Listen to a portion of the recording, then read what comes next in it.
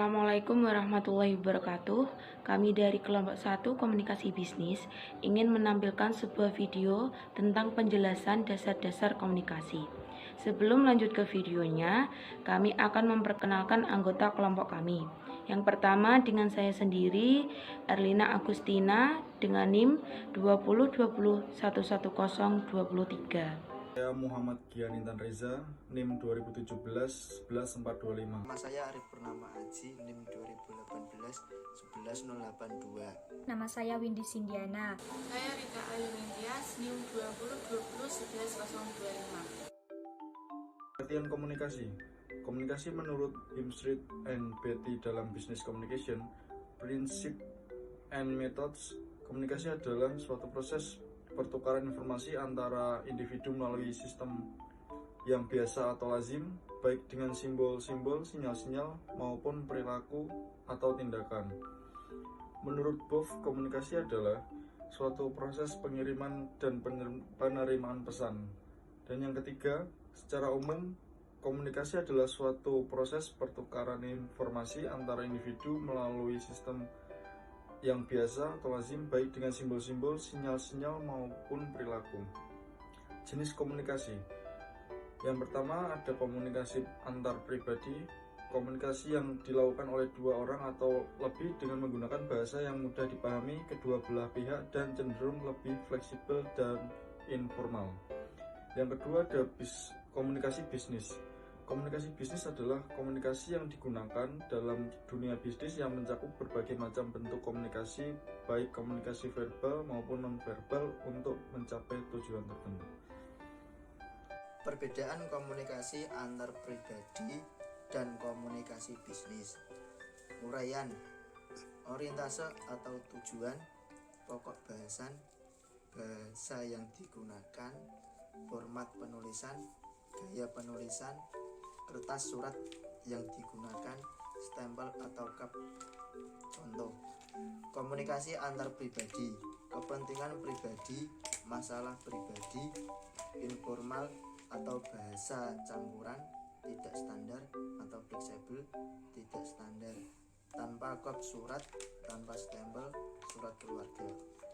Komunikasi bisnis, kepentingan bisnis, masalah bisnis, formal atau baku, standar dengan kop surat dengan stempel, surat bisnis.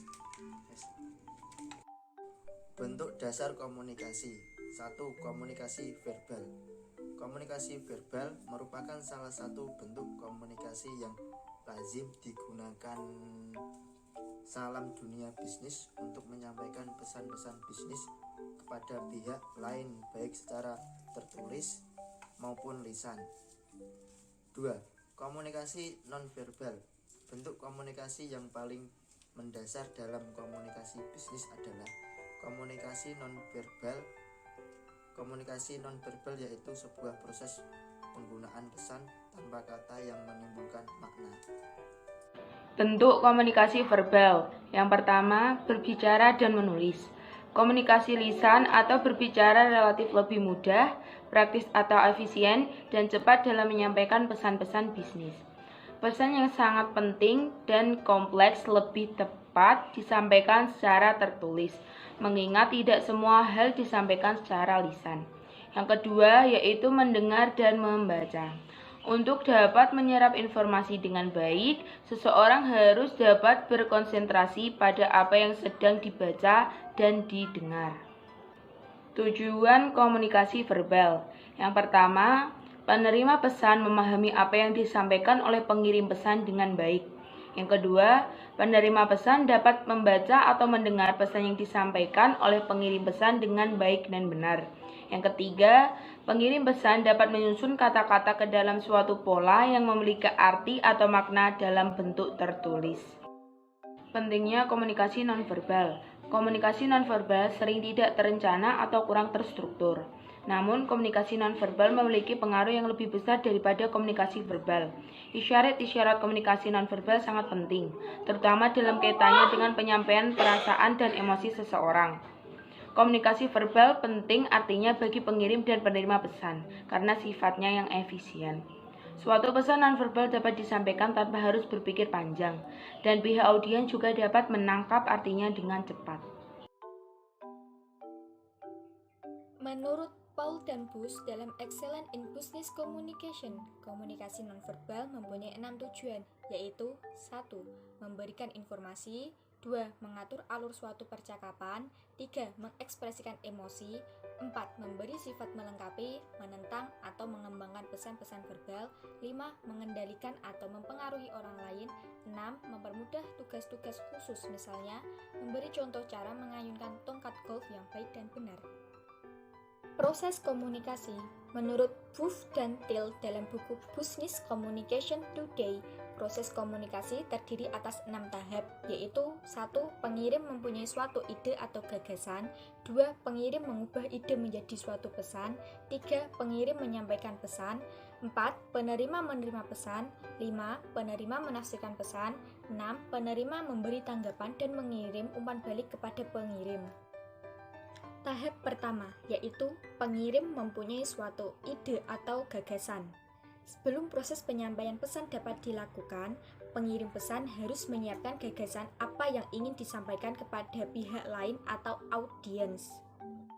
Tahap kedua, yaitu pengirim mengubah ide menjadi suatu pesan. Dalam suatu proses komunikasi, tidak semua itu dapat diterima atau dimengerti dengan sempurna. Agar ide dimengerti dan diterima secara sempurna, pengirim pesan harus memperhatikan beberapa hal, yaitu subjek atau apa yang ingin disampaikan, maksud atau tujuan yang ingin disampaikan, dan latar belakang budaya. Tahap ketiga, yaitu pengirim menyampaikan pesan. Setelah mengubah ide-ide ke dalam suatu pesan, tahap berikutnya adalah memindahkan atau menyampaikan pesan melalui berbagai saluran yang ada. Di samping itu, dalam menyampaikan suatu pesan, berbagai media komunikasi, media tulisan maupun lisan juga dapat digunakan. Oleh karena itu, perlu diperhatikan jenis atau sifat pesan yang akan disampaikan. Tahap keempat, yaitu penerima menerima pesan. Komunikasi antara seseorang dengan orang lain akan terjadi bila pengirim atau komunikator mengirimkan suatu pesan kepada penerima pesan tersebut. Sebuah surat komunikasi baru bisa terjalin bila penerima surat telah membaca dan memahami isinya. Tahap kelima, penerima menafsirkan pesan.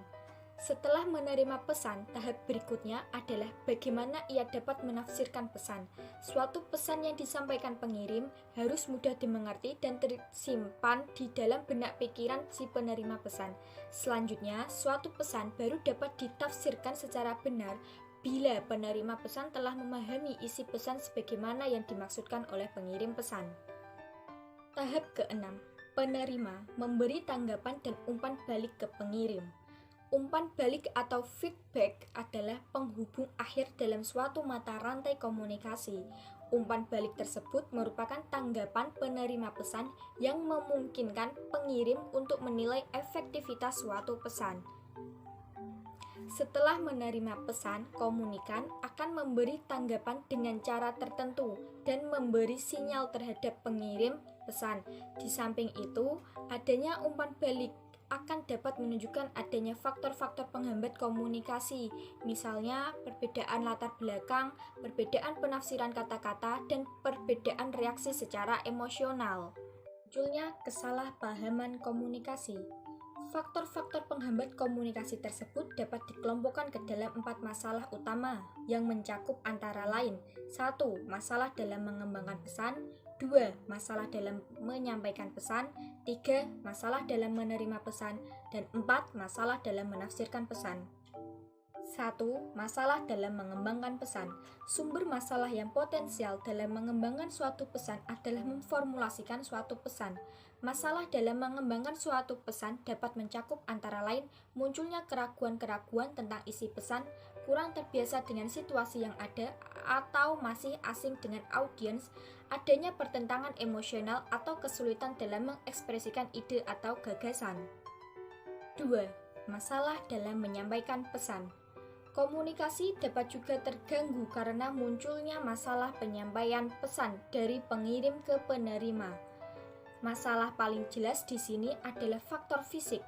Masalah yang muncul dalam penyampaian suatu pesan adalah bila dua buah pesan yang disampaikan mempunyai arti yang saling berlawanan atau bermakna ganda. Apabila dua buah pesan disampaikan sekaligus akan muncul gangguan dalam arus komunikasi. Masalah serupa juga akan muncul bila suatu pesan disampaikan melalui saluran penghubung yang cukup panjang. Contohnya, orang terakhir yang menerima pesan kemungkinan hanya dapat menangkap sebagian kecil saja dari orang pertama, atau bahkan pesan yang disampaikan bisa jadi bertentangan dengan pesan aslinya. 3. Masalah dalam menerima pesan. Sebagaimana halnya dengan penyampaian pesan, menerima pesan pun tidak luput dari masalah. Dalam beberapa kasus, gangguan masalah penerimaan pesan dapat muncul berkaitan dengan kesehatan si penerima pesan. Contohnya, pendengaran yang kurang baik, penglihatan yang mulai kabur, atau bahkan sakit kepala. Meskipun tidak menghambat jalur komunikasi secara keseluruhan, tetapi hal tersebut dapat mengurangi kesempurnaan penerimaan pesan. Barangkali gangguan yang paling umum terjadi adalah kurangnya konsentrasi selama melakukan komunikasi. Kadang-kadang pada saat berkomunikasi, pikiran melayang memikirkan hal-hal lain di luar yang dibicarakan. 4. Masalah dalam menafsirkan pesan. Meskipun suatu pesan mungkin hilang selama proses penyampaian pesan, masalah terbesar terletak pada mata rantai terakhir saat suatu pesan ditafsirkan oleh si penerima pesan. Perbedaan latar belakang, perbedaan bahasa, dan pernyataan emosional dapat menimbulkan munculnya kesalahpahaman antara pemberi dan penerima pesan.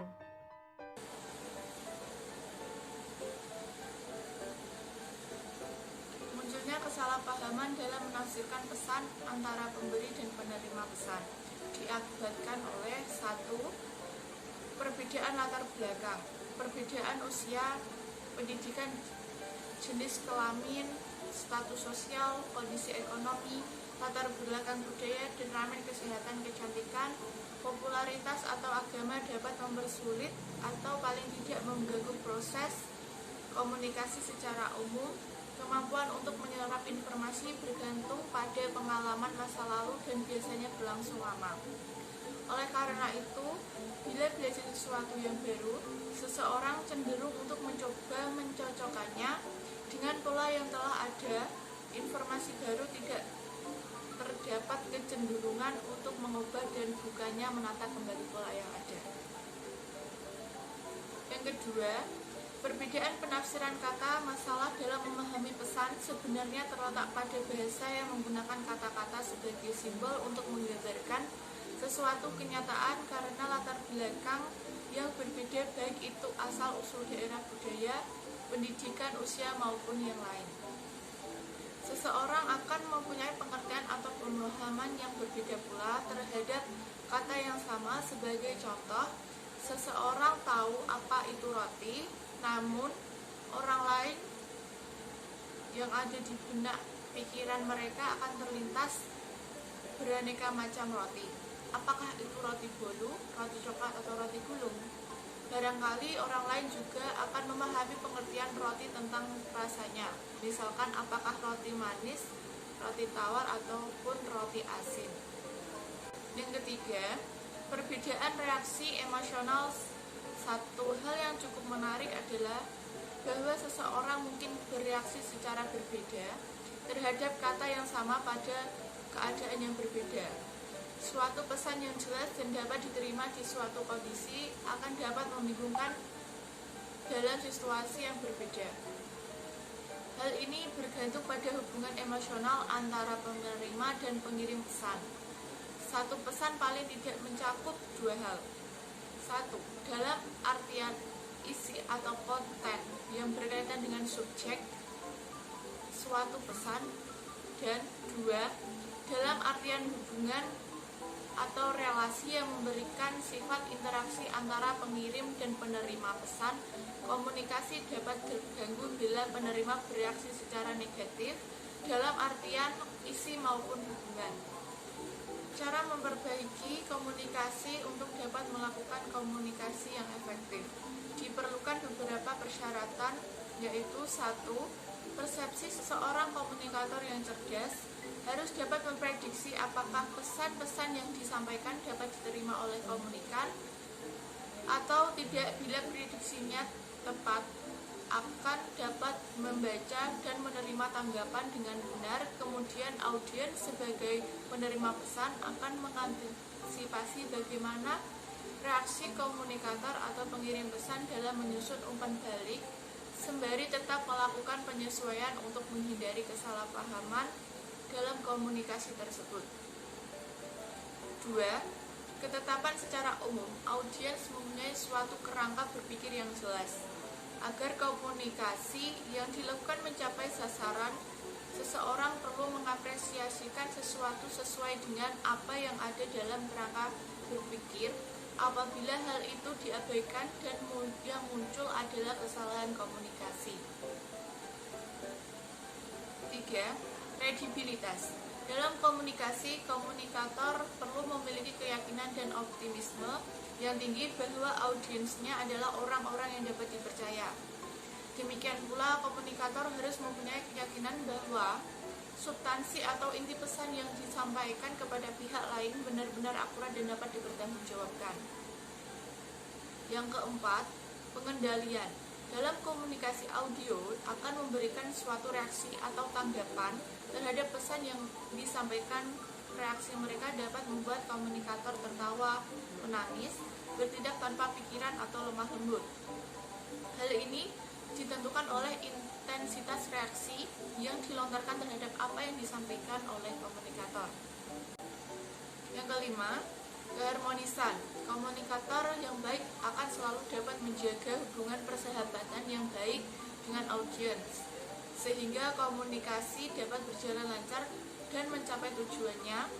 Seseorang komunikator yang baik juga akan menghormati dan berhasil memberi kesan yang baik kepada audiensnya. Komunikasi yang efektif dapat mengatasi berbagai hambatan yang dihadapi dalam komunikasi dengan memperhatikan 3 hal sebagai berikut. 1. Membuat suatu pesan secara lebih berhati-hati.